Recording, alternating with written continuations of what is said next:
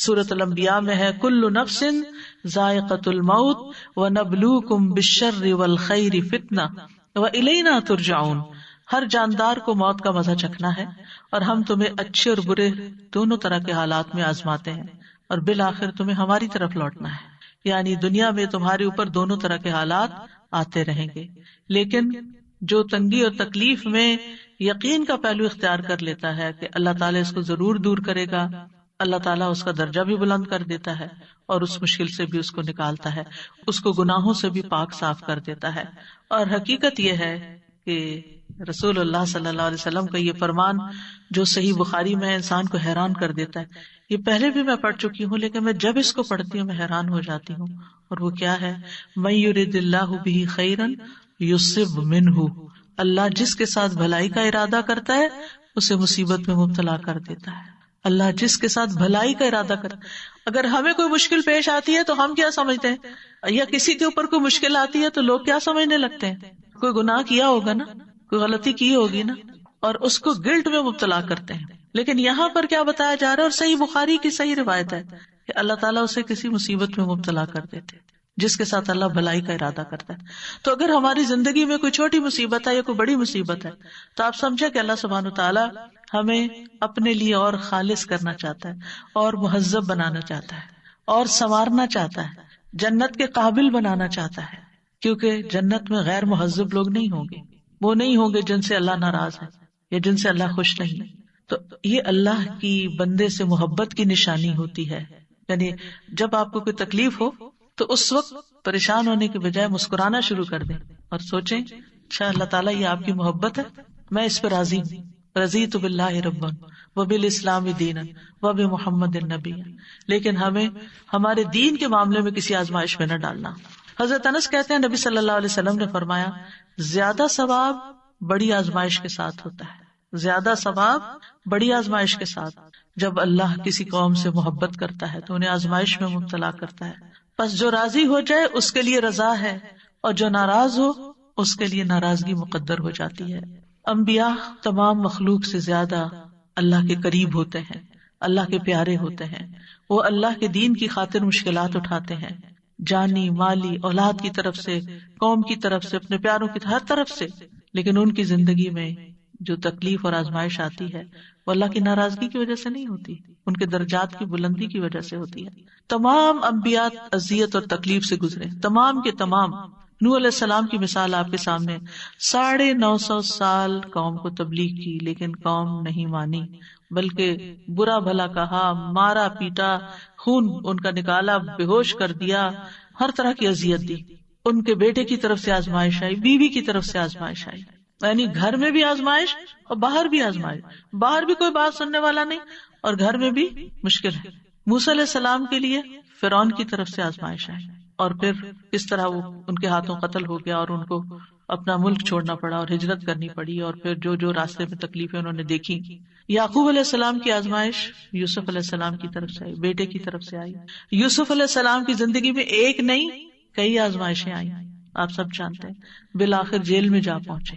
یعنی وہ تمام چیزیں جن سے انسان بچنا چاہتا ہے وہ سب ان کی زندگی میں ہوتی گئی، لیکن اللہ سبحانہ تعالیٰ نے پھر انجام کیسا کیا.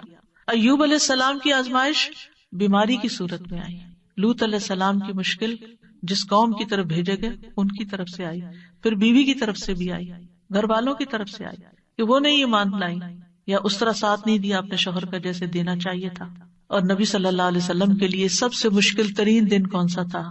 طائف والا دن، پھر احد والا دن، پھر حنین والا دن. خندق میں آپ دیکھیے کتنی مشکل ہے، یعنی ساری جنگیں ہی مشکل تھی، کوئی بھی آسان نہیں تھی. پھر گھر میں بھی آپ دیکھیں ساری اولاد سوائے حضرت فاطمہ کے فوت ہو گئی، اور پھر آپ پہ تو بچپن سے مشکلات تھی، یتیم پیدا ہوئے، باپ کی شکل نہیں دیکھی، چھوٹی سی عمر معصوم بچے تھے کہ والدہ بھی فوت ہو گئی. یعنی کوئی آزمائش کی قسم آپ دیکھیں کہ جسے آپ آزمائش کہیں اور وہ آپ پر نہ آئی. آپ جس سے محبت کرتے تھے اپنے چچا جنہوں نے ہر معاملے میں ساتھ دیا، وہ ایمان نہیں لائے، اتنی تکلیف ہوئی ہوگی ان کو، کس دکھ اور کس کرب سے گزرے ہوں گے کہ وہ چچا جو ہر جگہ سپورٹ کر رہے ہیں وہ بات نہیں مان رہے، ایمان نہیں لا رہے. یعنی کون سا دکھ ہے، کون سا درد ہے، کون سی تکلیف. اور اس عام الحزن میں حضرت خدیجہ کی وفات ہو جاتی ہے جب آپ کو سب سے زیادہ سپورٹ کی ضرورت ہے. طائف کی طرف جاتے ہیں تو وہاں آپ دیکھیں کیسا سلوک کیا جاتا ہے. یعنی کوئی ایک تکلیف ہے لیکن آپ اس کے ساتھ ساتھ اللہ تعالیٰ کے محبوب ترین مقرب ترین بندے ہیں. پھر آپ کی ازواج پر بھی مشکلات آئیں. حضرت عائشہ پر جو مشکل آئی، جس طرح ان پر الزام لگایا گیا اور کس طرح انہوں نے صبر کیا، اور پھر کس طرح بالکل جب حالات تنگ ہو گئے آخری وقت میں، نہ والدہ کوئی حمایت کر رہی تھی اور نہ ہی والد کی طرف سے کوئی پیار کے کلمات ملے اور نہ ہی نبی صلی اللہ علیہ وسلم کی طرف سے کوئی بہت حوصلہ افزائی ملی. یوں لگتا تھا جیسے تکلیف کی شدت میں حواس کھو بیٹھی ہیں. اور وہ کہنے لگی میں اپنی اور آپ لوگوں کی مثال یوسف کے والد کے سوا نہیں پاتی. ان کو نام بھی بھول گیا حضرت یعقوب کا اس وقت، یعنی سخت پریشانی کے عالم میں، جب انہوں نے کہا تھا فصبر جمیل واللہ المستعان علی ما تصفون، صبر بہتر ہے اور اللہ ہی میرا مددگار ہے ان سب باتوں میں جو تم بیان کر رہے. پھر کیا ہوا؟ پھر اللہ نے آسمان سے وحی اتاری جو قیامت تک پڑھی جاتی رہے گی. وہ تکلیف کی حالت تو ختم ہو گئی، وہ آزمائش تو چلی گئی، لیکن جو نعمت ملی وہ ہمیشہ کے لیے اس قدر عزت افزائی. اور پھر آپ دیکھیے کہ پچھلی امتوں پر بھی بڑی آزمائشیں آئیں. اللہ تعالیٰ فرماتے ام حسبتم ان تدخلوا الجنۃ ولما یأتکم مثل الذین خلوا من قبلکم مستهم البأساء والضراء وزلزلوا حتى يقول الرسول والذین آمنوا معه متى نصر اللہ الا ان نصر اللہ قریب. کیا تم نے سمجھ رکھا ہے تم یوں ہی جنت میں چلے جاؤ گے؟ یعنی ہم میں سے ہر شخص جنت کا سوال کرتا ہے، جنت مانگتا ہے، جبکہ ابھی تمہیں اس جیسی تکلیف تو پیش ہی نہیں آئی جو تم سے پہلے لوگوں پر گزری. یعنی اگر دیکھا جائے تو ہم نے اپنے ایمان اور دین میں ایسی کوئی مشکل نہیں دیکھی. ٹھیک ہے مشکلات چھوٹی بڑی آتی رہی ہیں، لیکن یہ تکلیف ہے جو پہلے لوگوں پر ان کو سختیاں اور تکلیفیں پہنچی اور وہ ہلا مارے گئے. یہاں تک کہ رسول اور وہ لوگ جو ان کے ساتھ ایمان لائے تھے پکار اٹھے کب آئے گی اللہ کی مدد؟ سنو بے شک اللہ کی مدد قریب ہے. یعنی اللہ تعالیٰ آزماتا ضرور ہے لیکن مدد بھی اسی کی طرف سے آتی. تو اگر ہم چاہتے ہیں کہ زندگی میں آسانیاں پیدا ہوں تو پھر سب سے پہلے تو اپنی مشکل کو، اپنی آزمائش کو کسی ایسے شخص کی آزمائش کے ساتھ کمپیئر کرنا چاہیے جو ہم سے زیادہ تکلیف میں گزرا ہو.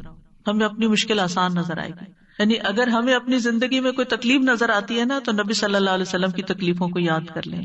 آپ کو لگے گا آپ جنت میں ہیں، آپ کو اپنی مشکل ہی نظر نہیں آئے گی. دوسری بات یہ کہ ایمان اور عمل صالح، اللہ تعالیٰ کا وعدہ ہے وَأَمَّا مَنْ آمَنَ وَعَمِلَ صَالِحًا فَلَهُ جَزَاءً الْحُسْنَى وَسَنَقُولُ لَهُ مِنْ أَمْرِنَا يُسْرًا. اور رہا وہ جو ایمان لایا اور اس نے نیک عمل کیا تو اس کے لیے بدلے میں بھلائی ہے، اور ان قریب ہم اسے اپنے کام میں سے سراسر آسانی کا حکم دیں گے، یعنی اس کے لیے آسانی پیدا کر دیں گے.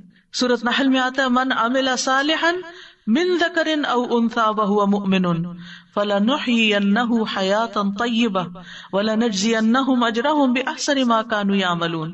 جو شخص بھی نیک عمل کرے، خواہ مرد ہو یا عورت، یا عورت کا الگ نام لیا گیا ہے، عام طور پر مرد کا ذکر کر کے عورت کو ساتھ ہی شامل کر دیا جاتا ہے. فرمایا جو نیک عمل کرے گا بشرطے کہ وہ مومن ہو، ہم اسے ضرور پاکیزہ زندگی بسر کرائیں گے، اس کو اچھی زندگی دیں گے، یعنی اس دنیا میں بھی اچھائی دیں گے، اور آخرت میں ان کے بہترین اعمال کے مطابق، یعنی جس درجے کے عمل ہوں گے انہیں ان کا اجر عطا کریں گے. یہ اللہ کا وعدہ ہے، اور اللہ کا وعدہ کبھی بھی جھوٹا نہیں ہو سکتا. اللہ کا وعدہ ہمیشہ سچا ہی ہوتا ہے. ابن تیمیہ رحمہ اللہ کہتے ہیں اطاعت کا انجام دنیا اور آخرت کی سعادت اور بھلائی ہے. وہ کہتے ہیں مخلوقات میں سے سب سے زیادہ خوش نصیب وہ ہے جو اللہ کی عبادت اور اطاعت میں سب سے بڑھ کے ہوتا ہے، سب سے آگے ہوتا ہے. وہ کہتے ہیں کہ بندے کی سعادت یہ ہے کہ اسے جس چیز کا حکم دیا گیا ہے وہ انجام دے، اور جس چیز سے منع کیا گیا ہے وہ چھوڑ دے، یعنی اللہ کا بندہ بن جائے. ابن قیم کہتے ہیں اللہ رب العالمین ارحم الراحمین، قدرت رکھنے والوں میں سب سے بڑا قدرت رکھنے والا ہے، اور اس کی سعادت صرف اس کی اطاعت سے حاصل ہو سکتی ہے. یعنی اگر آپ چاہتے ہیں کہ تکلیف دور ہو تو اطاعت کے کاموں میں اور زیادہ آگے بڑھیں، پیچھے نہ رہیں. کل ہی میری کسی سے بات ہو رہی تھی تو ریسنٹلی ان پہ کوئی تکلیف آ گئی تو میں نے حال چال پوچھا تو کہنے لگے کہ پتہ ہی نہیں چل رہا کہ رمضان آیا. پریشانی نے ایسا دماغ کو گھما دیا ہے کہ رمضان کی جو روحانیت ہے وہ محسوس ہی نہیں ہو رہی. تو ہوتا یہ ہے کہ ایک آزمائش جب آتی ہے نا تو انسان کے دین کو خطرہ لاحق ہو جاتا ہے، دین میں اور پیچھے چلا جاتا ہے. دین کی روح نکل جاتی ہے. تو اللہ سبحانہ وتعالیٰ ایسی کسی مشکل میں نہ ڈالے کہ جب ہمارا دین کی چولیں ڈھیلی پڑنے لگی. میں نے ان سے کہا کہ آپ یہ دعا پڑھیں. کہنے لگے تو دعائیں بھول گئی ہیں کہ کون سی کس وقت پڑھتے ہیں. یعنی بعض اوقات انسان اتنا پریشان ہوتا ہے کہ اس کو اسی لیے فرمایا کہ والعصر ان الانسان لفی خسر الا الذین آمنوا وعملوا الصالحات وتواصوا بالحق وتواصوا بالصبر. تکلیف کے وقت ایک دوسرے کو حق اور صبر کی ضرورت ہوتی ہے. یعنی جب کوئی شخص کسی پریشانی میں ہو تو اس کو تنہا نہ چھوڑا جائے بلکہ اس کو یاد دہانی کرائی جائے کہ اچھا اب یہ پڑھ لو، اب یہ پڑھ لو، اب یہ کر لو، اب یہ کر لو.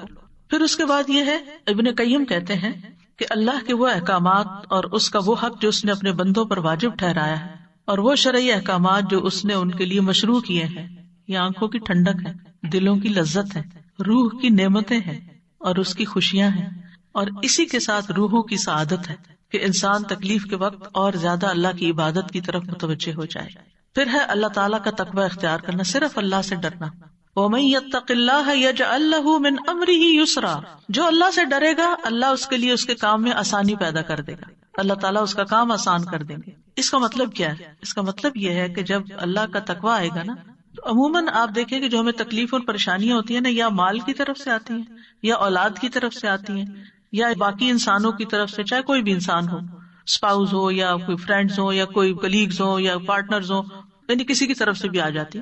پھر جب تکلیف آتی ہے نا، سب سے پہلے تو اللہ تعالیٰ سے رابطہ کمزور، اس سے بدگمانی ہونے لگتی، میرے اوپر یہ کیوں مسئلہ آ گیا، باقی تو سب لوگ خوش ہیں.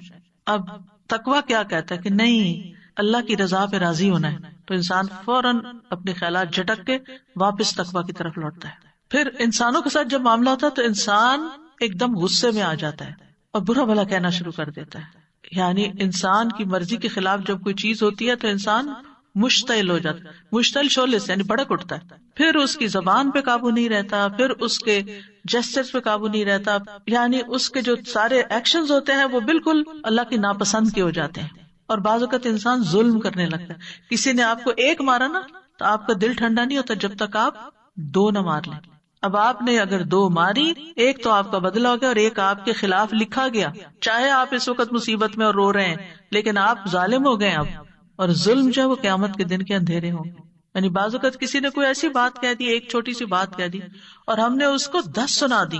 ہم سوچتے ہیں ہم جیت گئے، ہمارا پلہ بھاری ہے. نہیں، آپ ہار گئے ہیں، آپ اللہ کے سامنے خسارے میں چلے گئے ہیں. آپ نے اپنی زبان کھول دی ہے، آپ ذلیل و رسوا ہو جائیں گے، کیونکہ زبان ہی انسان کو عزت کے مقام پہ پہنچاتی ہے اور زبان ہی انسان کو ذلیل و خوار کرتی ہے. اور اس کے نتیجے میں کیا ہوتا ہے، مثلا بزنس میں 2 شریک ہیں یا 2 پارٹنر، 2 کولیگز ہیں. اب اگر ان کی آپس میں کوئی انبن ہوئی ہے اور ایک دوسرے کو ذلیل کیا ہے تو اس میں آپ دیکھیں کہ جتنے ان کے مل کے ترقی کرنے کے چانسز ہے، سارے چانسز ختم ہو گئے. اب وہ جو اکٹھا کام کر رہے تھے وہ الگ ہو گیا، وہ الگ ہوا تو کئی اور مسائل کھڑے ہو گئے. اسی طرح بہت سے لوگ جیسے ہسبینڈ وائف ہوتے ہیں، بہت کیسز میں دیکھا گیا ہے کہ جب غصے میں طلاق تک بات پہنچ گئی. مجھے اتنی حیرت ہوتی ہے، بیچاری خواتین بعض اوقات روتی ہوئی پوچھتی ہیں کہ چھوٹی سی بات تھی تو میرے ہسبینڈ نے یہ بول دیا، اب کیا طلاق ہو گئی ہے؟ یا وہ اگر یہ بھی کہہ دیتا ہے نا کہ میں تمہیں چھوڑ دوں گا تو وہ اس میں بھی پریشان ہوتی ہے کہ کہیں شاید ہمیں طلاق ہو گئی، کیونکہ ہمارے معاشرے میں جہالت ہے، ان کو پتہ ہی نہیں کہ کس لفظ سے طلاق ہوتی ہے کس سے نہیں ہوتی. اور بعض لوگ پھر صرف گلٹ میں زندگی گزارتے رہتے ہیں، کیا پتا طلاق ہو چکی ہو، کیا پتا یہ ہو چکا ہو، وہ ہو چکا. ایسے میں خاص طور پر گھریلو معاملات میں اگر شوہر غصے میں ہے تو بیوی کو کیا چاہیے؟ خاموشی اختیار کر لے، جگہ بدل لے، آگے پیچھے ہو جائے تاکہ جو شیطان نے آگ بھڑکائی ہے وہ ٹھنڈی ہو جائے. اور اسی طرح اگر بیوی غصے میں آ گئی ہے تو شوہر کو چاہیے کہ وہ گھر سے یا تو باہر چلا جائے یا کوئی اور کام شروع کر دے، کیونکہ بعض اوقات سامنے بھی ہوتا ہے تو پھر وہ ایک دوسرے کو بولتے کیوں نہیں، بولو تم بھی لڑو تاکہ اور میدان گرم ہو. تو اس سے پھر یہ ہے کہ معاملات مزید خراب، ایک دوسرے کی رسپیکٹ چلی جاتی، عزت چلی جاتی، محبت چلی جاتی ہے، یعنی دل دور ہونے لگتے ہیں. بعض اوقات لوگ قریب رہ رہے ہوتے ہیں اور ان کے دل دور ہو جاتے ہیں، اور وہ کسی اور کی وجہ سے نہیں ہوتے، وہ اپنی غلطی کی وجہ سے ہوتے ہیں.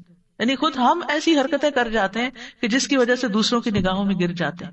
تو اس لیے بہت ضروری ہے کہ اللہ کا تقوی اختیار. صرف اللہ کا تقوی آتا ہے کہ جو بندے کو روک لیتا ہے، اس کی زبان کو روک لیتا ہے، اس کے ہاتھ کو روک لیتا ہے، اس کے کسی غلط ایکشن کو روک لیتا ہے. پھر اللہ تعالیٰ کا فرمان ہے وَمَن يَتَّقِ اللَّهَ يَجْعَل لَّهُ مَخْرَجًا، اور جو اللہ سے ڈرے گا اللہ اس کے لیے تنگی سے نکلنے کا رستہ بنا دے گا. اور یہ بھی تقوی کے ساتھ ہی ہے.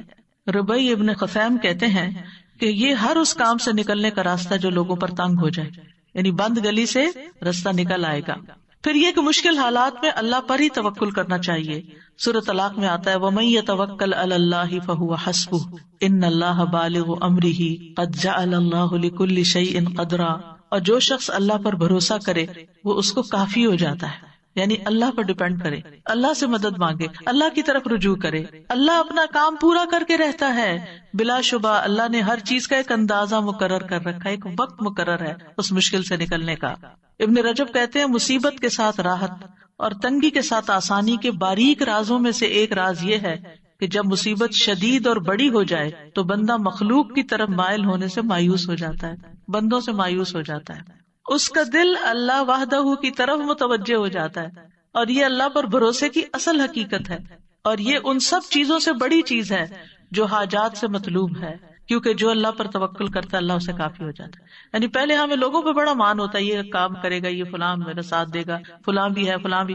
لیکن جب کوئی ساتھ نہیں دیتا تو پھر انسان بندوں سے مایوس ہو کے صرف اللہ کی طرف رجوع کرتا ہے، اللہ کا بن جاتا ہے. اور اللہ تعالیٰ ہم سے چاہتا بھی یہی ہے کہ ہم اس کے بندے بن جائیں، اسی پر بھروسہ کریں، اس کی طرف رجوع کریں، اس کے لیے خالص ہو جائیں، اپنی دعاؤں میں اور زیادہ اخلاص پیدا کر لیں. اور پھر آپ دیکھیں کہ جو اللہ سے حسن ظن رکھتا ہے اللہ سبحانہ وتعالیٰ اس کو مشکل سے نکال دیتا ہے. غار ثور میں جب حضرت ابوبکر پریشان ہو گئے تھے کہ دشمن تو سر پہ آ گئے ہیں، تو نبی صلی اللہ علیہ وسلم نے کیا فرمایا؟ لا تحزن ان اللہ معنا، غم نہ کرو اللہ ہمارے ساتھ ہے. اور یہ کہنے کی دیر تھی فانزل اللہ سکینتہ علیہ، اللہ نے اس پر اپنی سکینت نازل کر دی. وایدہ بجنود لم تروہا، ایسے لشکروں سے مدد کی جو تم نہیں دیکھ رہے تھے، اور کفار نامراد پلٹ گئے. پھر یہ ہے کہ مشکل میں اپنی تمام حاجات صرف اللہ کے سامنے رکھنی چاہیے. رسول اللہ صلی اللہ علیہ وسلم نے فرمایا جسے انتہائی شدید حاجت آ پڑے اور اس نے اسے لوگوں پر پیش کر دیا تو اس کی حاجت دور نہ ہوگی، اور جس نے اللہ پہ پیش کیا عنقریب اللہ اسے بے پرواہ کر دے گا، یا تو جلد ہی موت آ جائے گی یا جلد غنی ہو جائے گا. پھر یہ کہ اس بات پر پورا یقین رکھنا چاہیے کہ مشکل دور ہوگی انشاءاللہ. حسن ظن، خوش گمانی، سیجعل اللہ بعد عسر یسرا، یہ اللہ ہی کا وعدہ ہے. یعنی سختی کے بعد آسانی، تنگی کے بعد وسعت، اور فقر کے بعد مالداری اللہ تعالیٰ ضرور عطا کرے گا. پھر آپ دیکھیے کہ یہ یقین کہ ہر تنگی کے ساتھ دو آسانی ہے. فَإِنَّ مَعَ الْعُسْرِ يُسْرًا، إِنَّ مَعَ الْعُسْرِ يُسْرًا، یعنی ہر مشکل کے ساتھ آسانی ہے. بے شک اسی مشکل کے ساتھ ایک اور آسانی ہے، یعنی مشکل بیچ میں اور آسانیاں دونوں طرف ہیں. نبی صلی اللہ علیہ وسلم نے فرمایا مدد صبر کے ساتھ ہے، کشادگی تنگی کے ساتھ ہے. بے شک ہر مشکل کے ساتھ ایک آسانی ہے، بے شک اسی مشکل کے ساتھ ایک اور آسانی ہے. ابن مسعود کہتے ہیں مشکل اگر کسی بل میں داخل ہو جائے سوراخ میں تو آسانی بھی آتی ہے، یہاں تک کہ وہ بھی اس کے ساتھ داخل ہو جاتی. یعنی اگر مشکل کہیں گھسی ہے آسانی بھی ساتھ گھس جائے گی. پھر یہ کہ کشادگی آنے تک جتنی دیر یا جتنے دن تنگی ہے انسان زیادہ سے زیادہ اللہ تعالیٰ کی طرف رجوع کرے. اور اگر معاملات آسان نہیں ہو رہے تو اللہ تعالیٰ کو بلیم کرنے کی بجائے کہ اللہ تعالیٰ دعا نہیں سنتا، یا لوگوں کو بلیم کرنے کی بجائے کہ یہ میری مشکل کا سبب ہے، کیا کرے؟ خود کو ملامت کرے. میری عبادت میں کمی ہے، میری کوئی غلطی ہے، میری نافرمانی ہے، میری دعاؤں میں کمی ہے، میری دعائیں کمزور ہیں. انسان اپنے اندر کی غلطی کو تلاش کرے. ابن رجب کہتے ہیں جب مومن پر مشکلات کے دور ہونے میں دیر ہو جائے اور وہ بہت زیادہ دعائیں مانگ مانگ کر اور عاجزی کر کے مایوس ہو جائے اور دعا کی قبولیت کے آثار ظاہر ہی نہ ہوں تو وہ اپنی ذات کی طرف رجوع کرے اور خود کو ملامت کرے. اپنے نفس کو کہے اے نفس یہ ساری مصیبت تیرے اپنی وجہ سے آئی ہے، اگر تیرے اندر کوئی خیر ہوتی تو تیری دعا قبول ہو جاتی.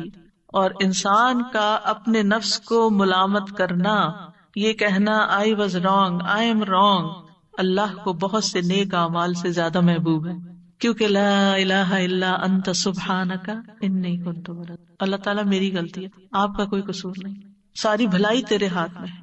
سبحانک، تو پاک ہے ہر نقص اور عیب سے، غلطی میرے اپنے اندر ہے، مجھے میری غلطیاں دکھا دے، مجھے ان پر توبہ کی توفیق دے دے، مجھے اصلاح کی توفیق دے دے. آدم علیہ السلام کی توبہ کیسے قبول ہوئی تھی؟ آسانی کیسے ہوئی تھی؟ ربنا ظلمنا انفسنا وان لم تغفر لنا وترحمنا لنکونن من الخاسرین. اللہ ہم نے اپنی جان پر ظلم کیا، اگر تو ہمیں بخشے گا نہیں اور تو ہم پہ رحم نہیں کرے گا تو ہم ضرور خسارہ اٹھائیں گے. تو ہوتا بھی یہی ہے، ما اصابک من مصیبت فبما کسبت ایدی، یعنی تمہارے اپنے ہاتھوں کی کمائی سے تم پر مشکل آئی ہے. یعنی اگر انسان دعا کی قبولیت کا اہل نہیں یعنی ایک انسان ہے مستجاب الدعوات ہے، ادھر دعا کرتا ہے ادھر دعا قبول ہوتی ہے، ادھر مشکل آسان ہو جاتی. ایک انسان ہے وہ ایسا نہیں ہوتا، دعا کرتا ہے مشکل آسان نہیں ہوتی. پھر کیا ہے؟ مطلب یہ ہے کہ ابھی وہ اس کا اہل نہیں کہ اس کی دعا قبول ہو. لہذا وہ جب اپنی غلطی کا اعتراف، اپنے گناہوں کا اعتراف اور استغفار کی کثرت کرتا ہے تو گناہ مٹ جاتے ہیں، رستے آسان ہو جاتے ہیں. تو استغفار بہت فائدہ مند چیز ہے ہر تنگی اور رکاوٹ دور کرنے کے لیے. جیسے مال میں تنگی آئی ہے، یا اولاد میں ہے، یا کاروبار میں ہے، یا کسی بھی طرح کی دل میں تنگی ہے، رزق میں تنگی ہے، استغفار کی کثرت ان ساری رکاوٹوں کو استغفار دور کرتا ہے. اور پھر خاص طور پر صدقہ و خیرات، لوگوں کو دینا، لوگوں پر احسان کرنا، لوگوں کی زندگیوں کو آسان کرنا، اطاعت کے کام کرنا، یعنی صرف دل سے نہیں، یعنی زبان سے بھی اور عمل سے بھی. اب مثلا دوسروں کی زندگی آپ کیسے آسان کر سکتے ہیں؟ ان کو کوئی اچھا مشورہ دے کے، ان کا کوئی کام کر کے، ان کی کوئی مدد کر کے. کیونکہ جو انسان کسی کی مدد نہیں کرتا، کسی کی خدمت نہیں کرتا، کوئی کام نہیں کرتا، نکما اور بیکار ہوتا ہے، وہ کسی کے دل میں عزت نہیں پا سکتا، وہ کسی کے دل میں جگہ نہیں بنا سکتا. اور جب آپ کسی کی مدد نہیں کرتے تو کوئی آپ کی مدد کب کرے گا؟ ان تنصر اللہ ینصرکم، اگر تم اللہ کی مدد کرو گے، اللہ کو تو مدد نہیں چاہیے. مطلب کیا ہے؟ اللہ کے دین کی، یا اللہ نے جہاں جہاں مدد کرنے کا کہا ہے، ینصرکم، تو مدد تمہارے پاس آئے گی. حدیث میں آتا ہے کہ جو بندہ بندوں کی ضروریات پوری کر رہا ہوتا ہے، اللہ تعالیٰ اس کی حاجتیں پوری کر دیتا ہے. لیکن اگر ہم سستی کا شکار ہوں، اور اگر ہم صرف اپنی ہی دنیا میں کھوئے رہیں اور بندوں کے لیے خیر اور بھلائی کا باعث نہ بنے، تو زندگی تنگ ہونے لگتی ہے. اور پھر نماز اور صبر کے ذریعے مدد حاصل کرنا، ہمت کرنا اور صبر کرنا. وَاصْبِرْ عَلَىٰ مَا أَصَابَكَ إِنَّ ذَلِكَ مِنْ عَزْمِ الْأُمُورِ. صبر کے نتیجے میں تکلیفیں دور ہو جاتی ہیں. ابن قیم کہتے ہیں 3 چیزیں انسان کو آزمائش پر صبر کرنے پر آمادہ کرتی ہیں. نمبر 1 یہ کہ انسان اچھے بدلے کو ذہن میں رکھے. یعنی تکلیف کیسے آسان ہوگی کہ انسان سوچے میرے لیے اجر ہی اجر ہے، جتنی دیر یہ تکلیف ہے دل خوش ہو جائے گا اس کا. دوسرا یہ کشادگی کی روح کا انتظار کرنا، یعنی تکلیف میں کشادگی کے انتظار میں کہ ابھی کھل جاتا راستہ. ابھی مثلا آپ ٹریفک جام میں پھنس گئے تو بجائے اس کے کب کھلے گا، پتہ نہیں کتنے گھنٹے لگیں گے، نیگیٹو سوچنے کے بجائے بس ابھی ہوگا، اس وقت سے میں کوئی فائدہ اٹھا لوں، کچھ پڑھ لوں، کچھ ذکر کر لوں، ایک سورت یاد کر لیتی. آپ دیکھیں گے آپ کو یاد ہی نہیں رہے گا کہ راستہ بند تھا، کھل جائے گا، اللہ کو پکارنے لگیں گے آپ. اور تیسرا یہ کہ مصیبت کو 2 چیزوں سے دور کرنا، یعنی بندہ اپنے اوپر اللہ کی نعمتوں کو شمار کرے، اور اگر وہ انہیں گننے اور شمار کرنے سے عاجز آ جائے گا تو وہ مصیبت اس پہ آسان ہو جائے گی جس میں وہ مبتلا ہے، کیونکہ وہ اتنی ہی نعمتیں یاد کر لے گا کہ وہ کہے گا یہ کیا مشکل ہے.